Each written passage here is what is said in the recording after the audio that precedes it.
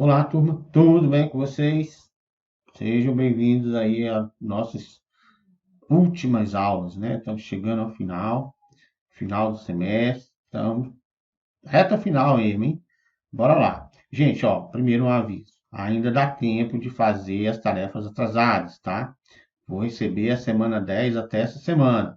Semana que vem já vou ter que corrigir as notas dessa semana aqui. Provavelmente não vou mais dar aula nenhuma, só fechar as notas, tá?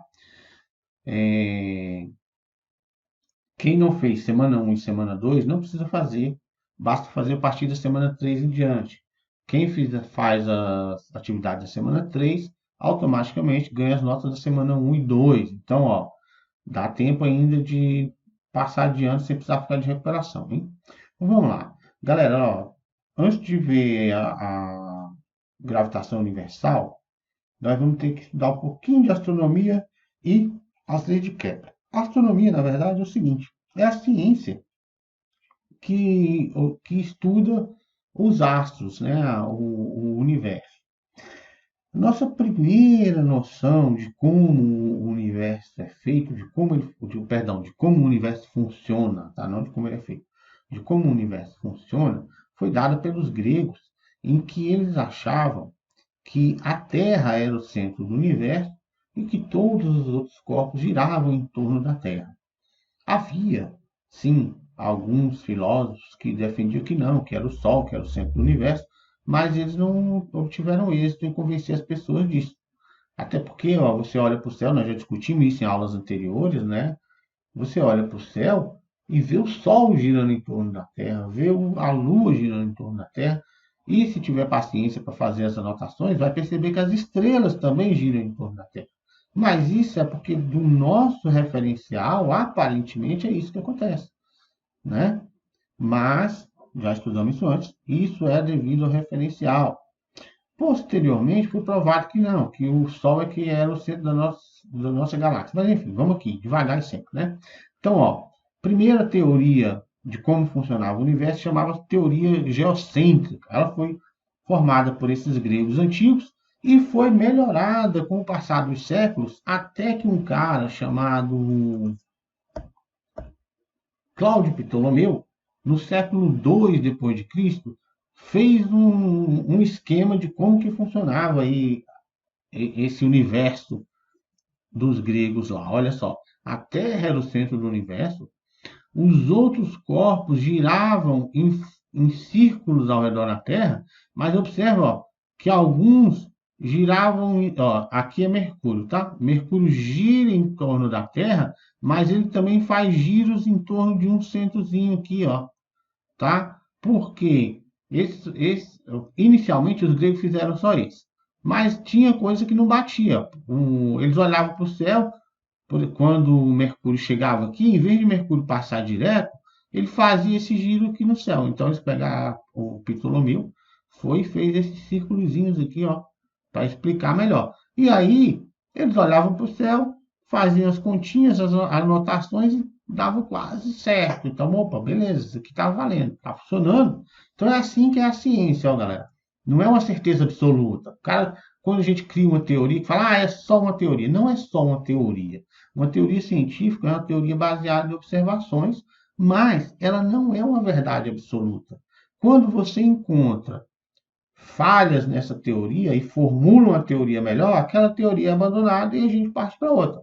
Então, até século XV, mais ou menos, a gente não podia falar que tinha ciência de verdade, né? A humanidade era baseada mais em crenças, né? As crenças religiosas tinham um poder muito grande sobre o pensamento humano.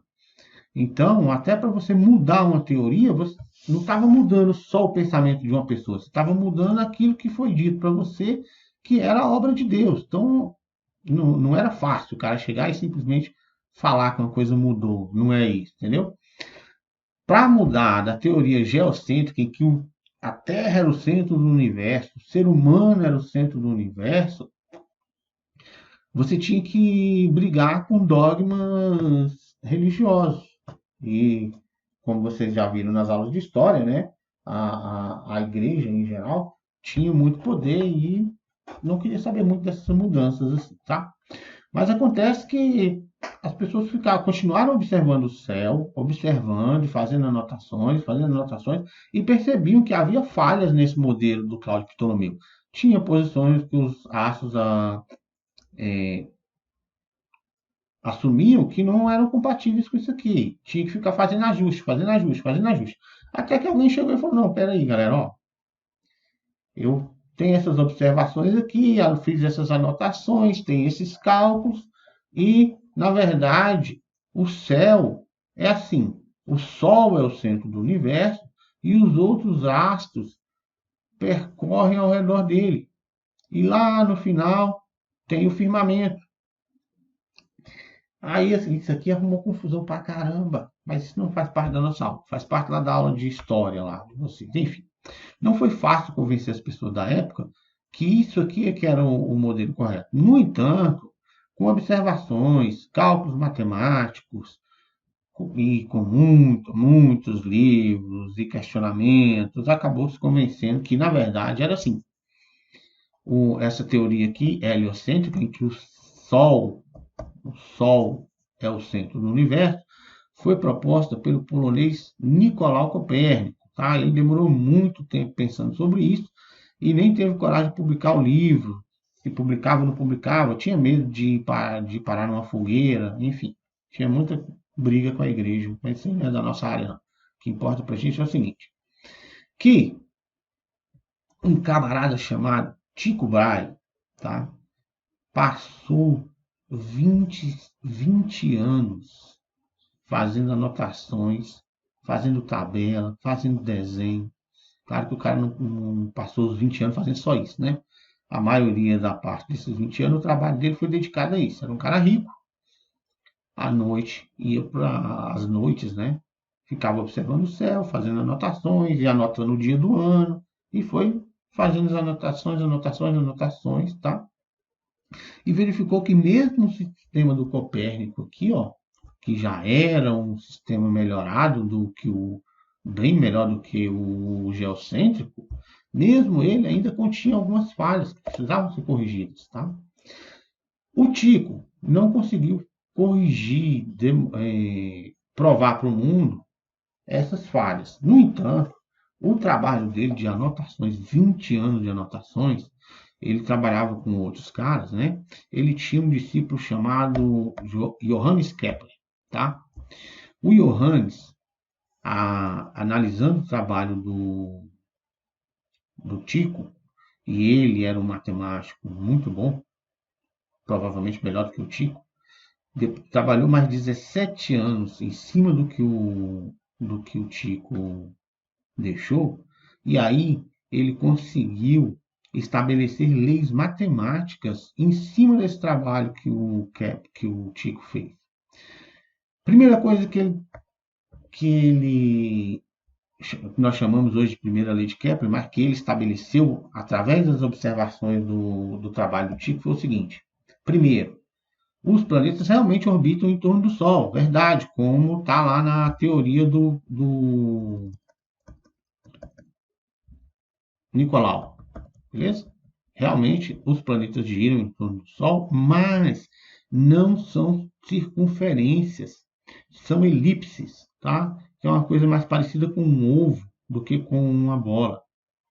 Cara, aqui eu fazer uma observação que é o seguinte: isso aqui, ó, está muito achatado em relação à órbita dos planetas. A órbita é elíptica, mas ela é muito pequena, ela parece muito mais, assim, para nós observando, um círculo, realmente, como todos os outros pensavam antes, do que com a elipse. Mas as anotações desse cara foram tão boas, que o Kepler conseguiu deduzir matematicamente que, na verdade, não se tratava de círculos, e sim de uma circunferência. Você dá uma googada aí, dá uma procurada, procura a órbita, a órbita real dos planetas, você vai ver que a elipse é muito, muito pequena, quase não dá para perceber que é uma elipse. Na verdade, parece mais uma esfera mesmo, tá? Mas, enfim, a partir dessas anotações aí, o Kepler concluiu isso. Ó, primeiro, as órbitas não são circulares. Na verdade, as órbitas dos planetas são elipses e o Sol ocupa um dos focos dessa elipse. Para quem nunca estudou aí as figuras geométricas, as elipses possuem dois focos equidistantes, tá? Ou seja, a mesma distância do centro da elipse aqui, ó. Aqui é um foco, aqui é outro foco, beleza? O Sol ocupa um desses focos. Então, ó, primeira lei de Kepler, as órbitas dos planetas são elipses e não circulares, como a gente imaginava, e o Sol ocupa um dos focos. Beleza. Segunda lei de Kepler. Essa também não é nada fácil de deduzir, principalmente na, na, no século deles lá, com os instrumentos que eles tinham. Mas que ele diz é o seguinte, olha, em tempos iguais, a reta que liga o planeta ao Sol varre áreas iguais. O que quer dizer isso? Olha só. Você tem aqui a reta que liga um planeta ao Sol. Quando essa reta passa no ponto A, ela vem varrendo essa área aqui, desenhando essa área, até chegou no ponto B. Chamamos de área 1, tá? Digamos que isso aqui levou 2 meses, tá? 2 meses, beleza? Depois você pega o planeta em qualquer outro ponto lá, digamos aqui no ponto C, tá? E observa esse planeta por 2 meses, novamente. E até ele chegou no ponto D. Essa área rachurada aqui, pintada de marrom, é a mesma área rachurada aqui, ó. A área 1 é igual à área 2. Mas observa o seguinte, ó. Tá vendo que esse arco aqui, ó, essa linha do A até o B, só a linha, hein? A linha do A até o B é maior do que a linha do C até o D? Tá observando isso? Ou seja, ó, para varrer áreas iguais, tá vendo? Para varrer áreas iguais, o planeta, quando está perto do Sol, mais próximo do Sol, na verdade, né? Quando ele está mais próximo do Sol, ele adquire uma velocidade maior, tá? Aí ele compensa isso ali, ó.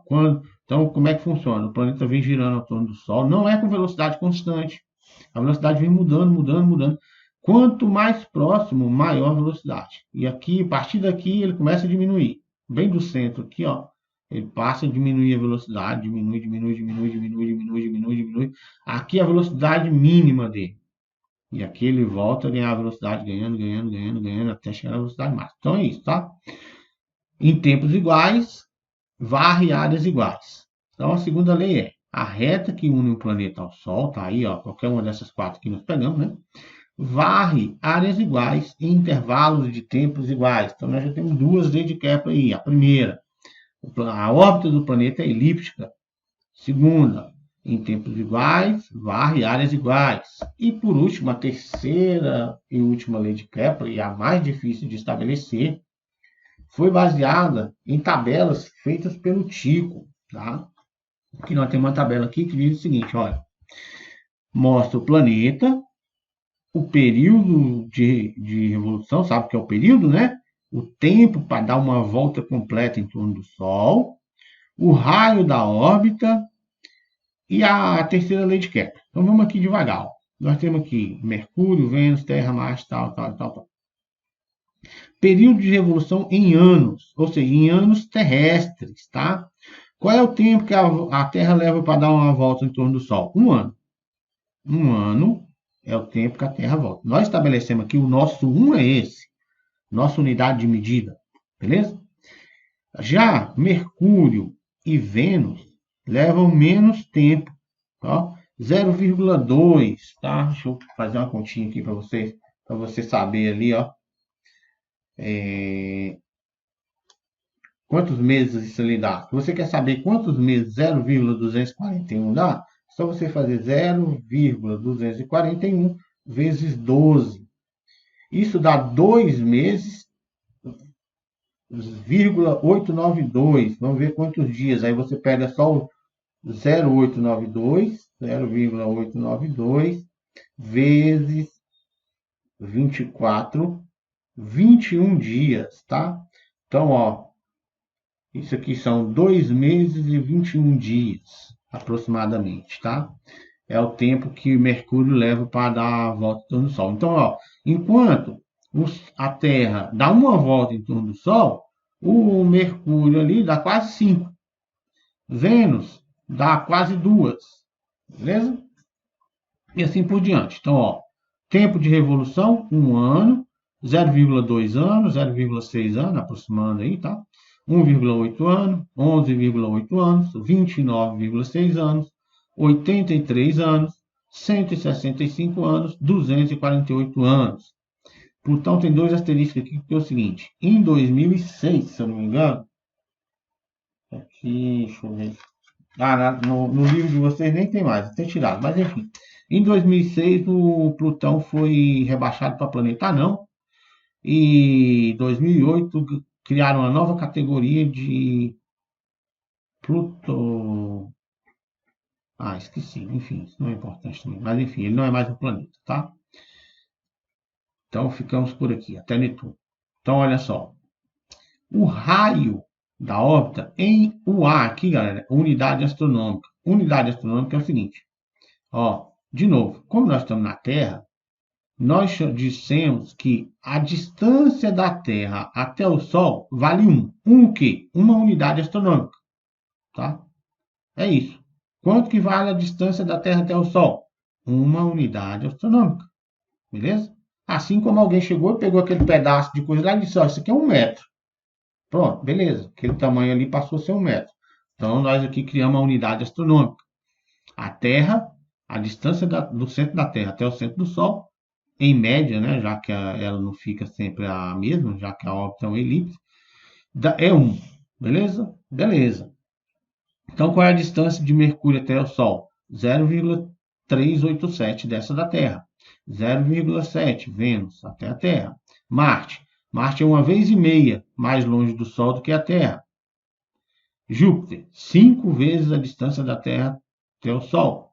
Saturno, 9,5 vezes. Urano, 19,5 vezes. Netuno, 30,5 vezes. E Plutão, 39,5 vezes. Aí, olha só. A lei de Kepler é aqui, ó, galera. Que aqui, sim, o pulo do gato. O Kepler foi observando, e pá, como ele era um bom matemático, ele foi fazendo cálculos e até que ele chegou numa conclusão legal. Olha só, ele disse o seguinte: se eu pegar o quadrado do período, tá? O quadrado do período e dividir pelo cubo do raio, isso, ó, quase sempre, olha só quanto perto de 1 isso aqui dá, galera, ó. Ele falou, olha, na verdade isso aqui deve ter um número constante, muito próximo de 1, quem sabe 1, tá?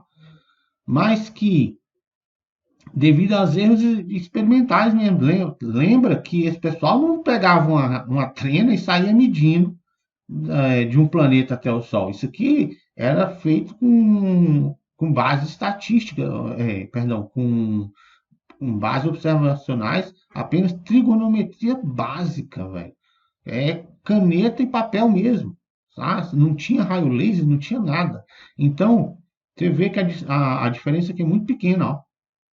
Quase tudo aqui muito perto de 1. Então, ele concluiu o seguinte: na verdade, quando você pegar o período de revolução em anos do planeta e dividir pelo cubo da distância do planeta até o Sol, você vai encontrar um valor constante, tá? Vai encontrar um valor constante, beleza? Organizando isso aqui, ó, a gente vê que é o seguinte, ó, o tempo, o quadrado do tempo para um planeta dar a volta no Sol é diretamente proporcional ao cubo da distância que ele tiver do Sol, tá? Então, ó, o quadrado do tempo é diretamente proporcional ao cubo do raio, beleza? E assim está escrita a terceira lei de Kepler. Os quadrados dos períodos de revolução dos planetas são proporcionais aos cubos dos raios de suas órbitas. Chegamos ao final dessa aula, bem curtinha, tem mais história do que coisa, tá? Mas o que é importante demais você saber aqui, ó. Tudo é importante, mas assim, as leis de Kepler, obviamente, são as mais importantes. Você precisa saber o seguinte, olha, nós tivemos um modelo em que a Terra era o centro do universo, e com o tempo esse modelo foi superado por um modelo em que o Sol era o centro do universo, e esse modelo aí, gente, perdurou aí, acho que até o início do século XX. quando se descobriu que, na verdade, nem o Sol era o centro do universo, coisa nenhuma. Que, na verdade, o Sol é só mais uma estrela entre bilhões e bilhões, talvez trilhões de outras estrelas aí, tá? E que a gente é só mais um planetinha perdido no universo. Beleza? Então, temos aqui a semana 11, atividade 1. Você vai fazer aqui essas questões para mim, tirar a fotinha e mandar lá. Semana 11, atividade 1. Valeu, abraço, até a próxima aula.